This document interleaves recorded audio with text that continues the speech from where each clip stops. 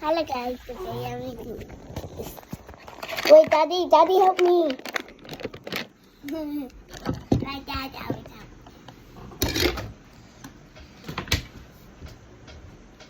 I show them.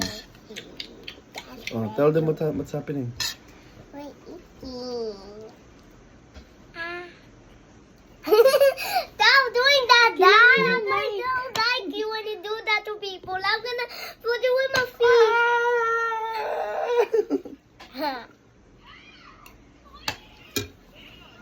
Oh, I love it.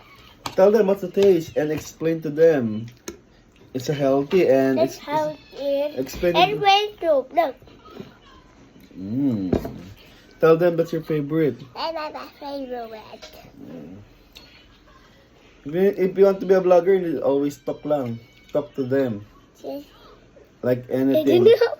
That was something. Okay, guys. Daddy. Yes.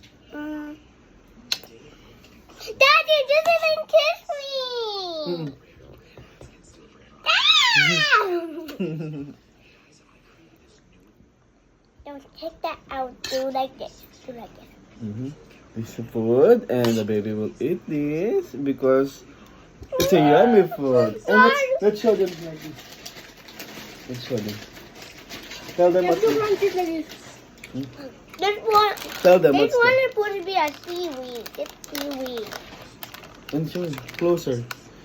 Tell them you're gonna eat that. I'm gonna eat this. Daddy, can you open it? Open. And show it to them. Show it to them. It's seaweed. Tan, kuha ko. Kuha ka muna, Tan. Ito pala. Put it closer to them. And tell them what to do. What to do in the seaweed. I'm eating it. It's good. And tell them you put, kanin and put, inside. Okay. Guys, so sana Put some gonna make sushi for you guys. And First, put rice. And put that. So it can be like a real sushi. oh, it's like a sushi now. Put some tuna. And the sushi. Oh. Explain to them how it tastes. This like sea by a sting in the sea. You know what thing by a sea? It's green. Yeah, it's a seaweed. It's a seagrass. Seagrass. Okay. Daddy's turn to make a seaweed sushi for my baby.